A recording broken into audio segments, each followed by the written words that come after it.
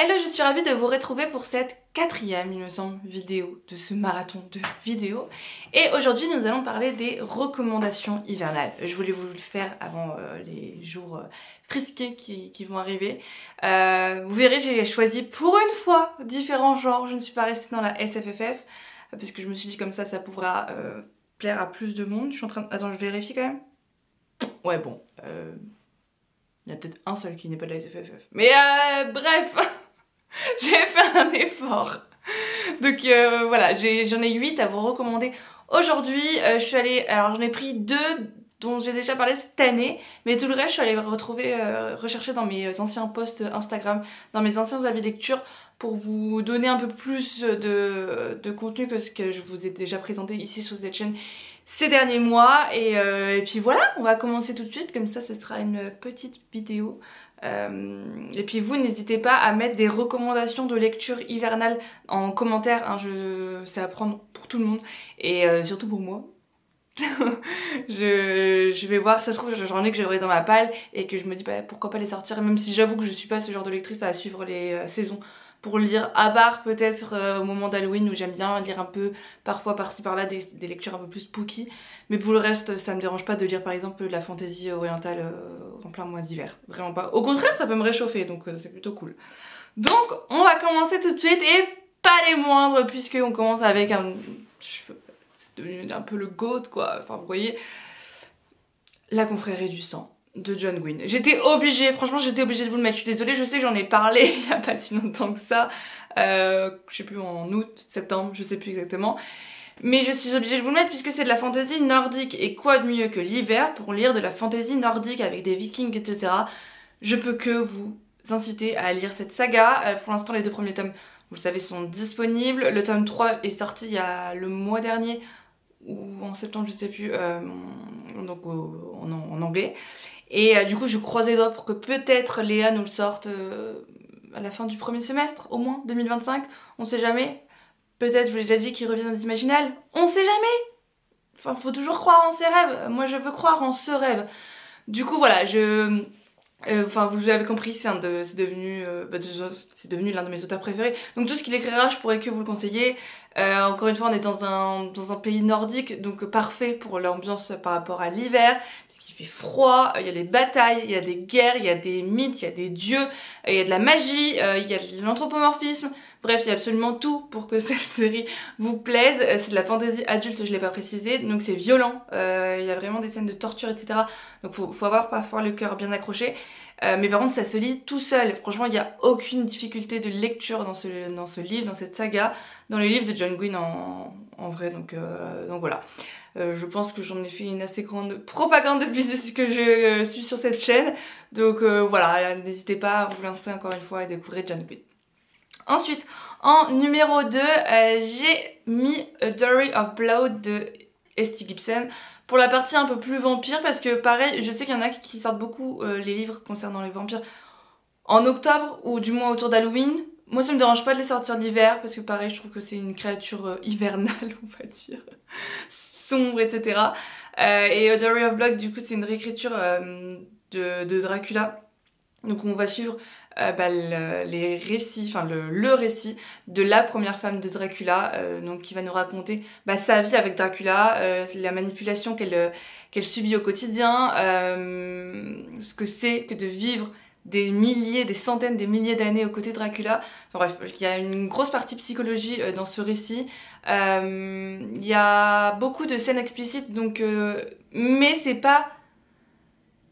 Oui, c'est pas le centre de l'histoire, en fait, il y a des choses sous-jacentes qui sont hyper importantes dans toutes ces scènes qui se passent, et vraiment c'est ce que j'aimais, parce que, enfin je pense que vous avez commencé à le comprendre, je suis vraiment pas fan moi du smut dans ma fantasy, dans mes romans, etc.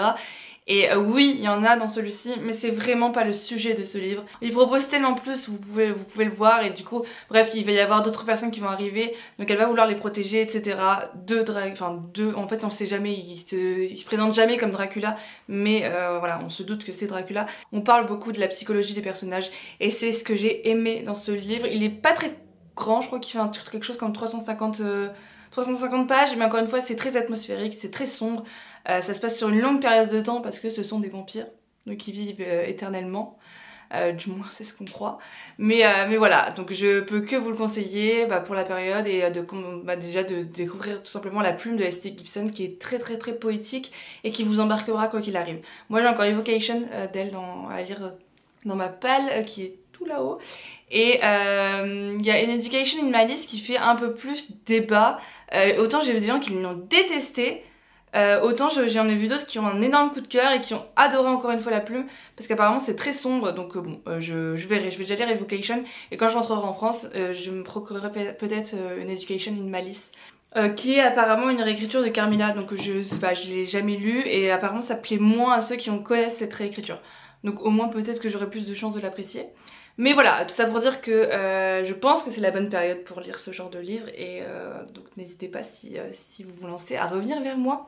Ensuite en troisième, là un livre qui colle parfaitement, j'aurais pas pu trouver mieux, puisque c'est la BD Hiver nucléaire aux éditions Front Froid, que j'ai absolument adoré. C'est un des livres que j'ai découvert qui est écrit par un auteur québécois, enfin un auteur ou une autrice, je sais plus exactement, à mon arrivée ici à Montréal, et en fait c'était un conseil que j'avais demandé quand j'avais été dans une librairie spécialisée imaginaire. Bref, il m'avait conseillé celle-ci et j'ai adoré, parce que du coup ça se passe dans la ville de Montréal, il y a un hiver absolument nucléaire qui a tout dévasté, il y a de la neige, enfin il y a 30 mètres de neige partout, enfin bref, les gens essayent de survivre dans tout ça, et nous on va suivre un personnage qui est livreuse de bagels. Ce qui est assez commun ici, puisque vous le savez que les bagels, par exemple, enfin, je sais pas si vous savez, mais à Montréal il y a les bagels de Serviateur qui sont hyper connus. Bref, les bagels ici, de toute façon dans la partie nord-américaine, c'est quelque chose, et en gros elle va commencer à livrer, elle va livrer quelqu'un, et on va découvrir qu'il se passe des choses très étranges dans cette ville, qu'il y a des monstres, puisque comme c'est un hiver nucléaire qui a été causé par une catastrophe nucléaire, mais il y a des gens qui sont devenus plus que des humains. Voilà, je vous en dirai pas plus. Mais du coup, elle va devoir faire tout un périple, etc. dans cet hiver absolument horrible où il fait du moins 50, je sais plus exactement, mais c'est une horreur de vivre là-dedans. Donc voilà, je pense que là, si vous n'avez pas froid, si ne vous ressentez pas le froid avec cette BD, je ne sais pas quoi vous conseiller. C'est absolument parfait pour vivre dans l'hiver. Ensuite, c'est là où je vous disais, j'ai une reco qui n'est pas de la SFFF. Oui, oui, oui. Je vous conseille Puzzle de Franck Tillier, qui est un des 3 livres des 3 thrillers de Franck Tillier que j'ai pu découvrir. Et tout simplement parce que ça se passe pendant l'hiver, ça se passe en pleine montagne. C'est plutôt un thriller psychologique, même s'il y a peut-être, je sais plus. Est-ce qu'il y a quelques scènes qui sont un petit peu plus gore que d'autres? Je crois pas. Comparé au dernier que j'ai lu de cet auteur, je crois pas qu'il y a tant de scènes gore que ça. Et ça se passe dans un ancien hôpital psychiatrique où il y avait les patients les plus dangereux qui étaient internés ici. Et en gros, il va y avoir un jeu qui s'appelle Paranoia qui va avoir lieu dans cet endroit. Et nous, on va suivre notre personnage principal qui va être un des participants de ce jeu. Et bref, du coup, vous l'aurez compris qu'avec cet endroit hyper glauque où tout est sombre à l'intérieur, puisqu'il y a des salles qui représentaient des types de torture en particulier à l'époque. Donc je pense qu'il n'y a pas plus sombre comme univers. Et puis encore une fois, ça se passe à la montagne, donc avec la neige, etc. autour. Donc je pense que c'est absolument parfait, encore une fois, pour cet hiver. Ensuite, je vous conseille le Sad Ghost Club, tout simplement parce que l'hiver, on a souvent cette solitude hivernale qui nous prend. On n'a pas forcément envie de sortir, on n'a pas forcément envie de voir des gens. C'est aussi ce moment-là où notre anxiété sociale peut beaucoup ressortir. Et j'avais découvert à l'époque le Sad Ghost Club. De base, j'avais entendu parler de ce mouvement entre guillemets sur les réseaux sociaux. Et puis après, j'avais vu que ce livre était sorti aux éditions Le Lotus et l'éléphant. Et j'avais beaucoup aimé parce que du coup, on suit un personnage qui est représenté comme un fantôme et qui est très anxieux socialement parlant. Et du coup, qui va un peu se pousser à participer à une fête. Il se sent vraiment pas bien dans cette fête et il rencontre quelqu'un qui est comme lui, et du coup il se rend compte qu'ils sont pas seuls et qu'ils peuvent se soutenir, etc. C'était très mignon, toute la BD on peut dire, ouais, et en noir et blanc. Du coup les dessins sont très simples mais ça rend hyper bien. Et en vous le disant, je me rends compte que je n'ai jamais lu la suite. Mais en même temps, après j'étais arrivée ici, donc j'ai pas eu forcément l'occasion de me la procurer. Mais je pense que quand je rentrerai en France, je me la procurerai parce que ce sont des très beaux messages qui sont véhiculés dans cette BD. Donc je ne peux que vous la conseiller. Ensuite, pour la partie plutôt conte, hivernaux. Vous voyez, on aime bien nos petits contes au moment de l'hiver. Je vous conseille l'une de mes sagas chouchou qui est Once Upon a Broken Heart de Stéphanie Garber. Donc maintenant tout est disponible aux éditions de Saxus. Moi je l'ai lu du coup à l'époque en anglais. J'ai absolument adoré, juste pour l'atmosphère conte qui se dégage de cette trilogie. Enfin vraiment j'ai un de mes personnages préférés dans cette trilogie également qui est Jack, dont je suis absolument fan. Evangeline qui peut paraître très un peu bébête au début de la trilogie et qui devient une femme extrêmement forte au fur et à mesure de ses avancées dans cette aventure. On est dans un monde où, en plus on est dans je crois qu'il y a dans cette trilogie, parce que vous savez, c'est la trilogie spin-off à Caraval, il monte dans le nord du pays, donc il fait froid en fait, donc pareil c'est parfait pour le moment de l'hiver, et il y a beaucoup pas de clichés, parce que cliché je trouve que c'est un peu un terme négatif, mais des contes qu'on peut retrouver également dans cette trilogie. Donc je trouve que c'est vraiment la saison parfaite pour la découvrir, et puis vous allez tous tomber amoureuses soit de Jack, soit d'Evangeline, ou des deux. Donc de toute façon vous êtes obligés de découvrir cette trilogie. Et alors encore une fois, parce que je l'avais déjà eu en commentaire, non, vous n'êtes pas obligés de lire la trilogie Caraval avant, mais si vous comptez la lire une fois dans votre vie, sachez que Once Upon a Broken Heart se passe juste après, ou il y a même un moment donné, le tout début, le prologue se passe même pendant les événements de Caraval. Enfin oui, je sais plus, du tome 2 de Legendary je crois il me semble. Donc bon, voilà, sachez que si vous vous lancez dans Once Upon a Broken Heart avant la trilogie de Caraval, ça va vous spoiler toute la trilogie Caraval. Voilà, donc c'est comme vous le souhaitez. Mais finalement, je crois que maintenant j'ai un plus gros attachement pour les personnages de Once Upon a Broken Heart que je pensais avoir pour la trilogie de Caraval. Donc voilà, je pensais pas dire ça un jour, mais bon, écoutez, ça peut arriver. Donc je l'avoue, mais voilà, n'hésitez pas à me dire si à quelle période vous pensez que c'est le mieux de découvrir cette trilogie, parce que c'est vrai qu'il y a des parties qui se passent en été, mais vraiment ça se passe dans les royaumes du Nord, on va dire. Donc voilà pour celui-ci. L'avant-dernier que je peux vous conseiller, parce que je trouve que l'hiver c'est aussi un bon moment pour se lancer dans une grosse fantaisie un peu sombre, etc. Du coup je vous conseille Entre Terre et Ciel de Rebecca Ronohorse, je crois que c'est ça le nom de l'autrice, qui est publié aux éditions Brajlon. Alors seul petit hic, c'est que le tome 3 est sorti que cet été il me semble, en anglais, ou en mai-juin, quelque chose comme ça, et on n'a pas encore de nouvelles pour le tome 3 en français. Donc je croise les doigts, j'espère que ce sera pour le premier semestre de l'année prochaine. Parce que j'adore cette fantaisie où les dieux sont mis en avant, c'est un roman choral, donc on va suivre plusieurs personnages, dont une fille qui a je peux pas vous en dire trop, mais qui a des dons particuliers. Voilà, elle utilise sa magie pour avoir ce qu'elle veut, on va dire, sans trop en dire. On suit également un jeune homme qui a été élevé loin de tout, par beaucoup de précepteurs, sauf que lui il ne savait pas pourquoi, jusqu'au moment où on lui dit que en fait c'est pour réaliser une prophétie. Du coup il va après partir en voyage, et ensuite les personnages forcément vont se rencontrer.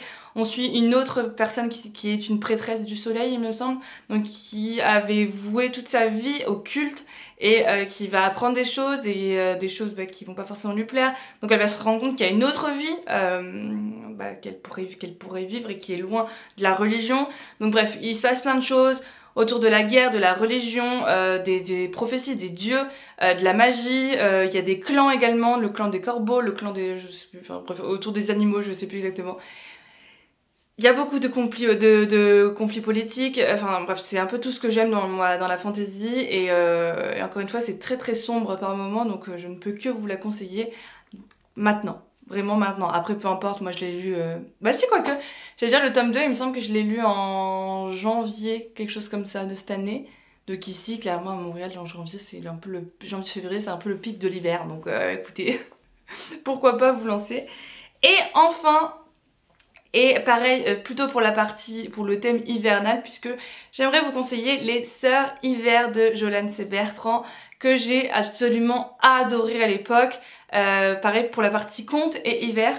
Du coup on va suivre un petit garçon qui est dans un village, et en fait il y a des créatures fantastiques qui traînent autour de ce village, je sais plus si c'est des gnomes ou je sais plus quoi, qui viennent voler toutes leurs affaires, etc.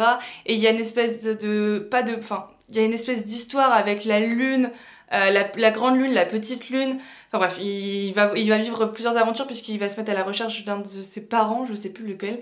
Et puis il va rencontrer beaucoup de personnages. Pareil, il me semble qu'il y a de l'anthropomorphisme dedans. Donc ça se passe dans un paysage nordique. Alors je sais plus où exactement. Et c'est inspiré pareil d'un conte nordique, donc je pense qu'il n'y a rien de mieux. Du coup pour lire à cette période, et encore une fois il y a des illustrations pendant toutes les pages et je trouve qu'on s'immerge encore plus dans l'histoire, donc je trouve ça très chouette. Et c'est trop chouette parce que autant c'est vu comme de la fantasy jeunesse, autant je trouve que ça peut se lire par n'importe quel public parce qu'on se laisse on se laisse vraiment facilement emporter dans tout ça. Donc voilà, je ne peux que vous le conseiller. Et d'ailleurs il est très bien noté partout et c'est un auteur que je veux découvrir également parce qu'il a sorti 2 livres il me semble depuis, je crois. Il est vraiment apprécié, enfin il a gagné beaucoup de prix, donc pour vous dire à quel point. Voilà pour cette petite liste de 8 recommandations pour cet hiver. Comme je vous l'ai dit au début, n'hésitez pas à vous faire vos propres recommandations en commentaire. Je serais ravie de les prendre en compte. Et encore une fois, que peut-être j'en aurai qui seront dans ma palle et que je sortirai du coup cet hiver pour suivre un peu vos conseils, hein, parce que bon, je vous écoute quand même. Donc voilà, j'espère que cette vidéo vous aura plu. N'hésitez pas à me dire s'il y en a dans ceux que je vous ai présentés que vous avez déjà lus, qui vous font envie, etc. comme d'habitude. Et pour ceux qui ne savent pas quoi commenter, n'hésitez pas à mettre des bonhommes de neige, des flocons de neige, quelque chose qui se rapporte à l'hiver en commentaire avec des emojis. Et moi je vous retrouve demain, comme d'hab, pour une nouvelle vidéo. Bye!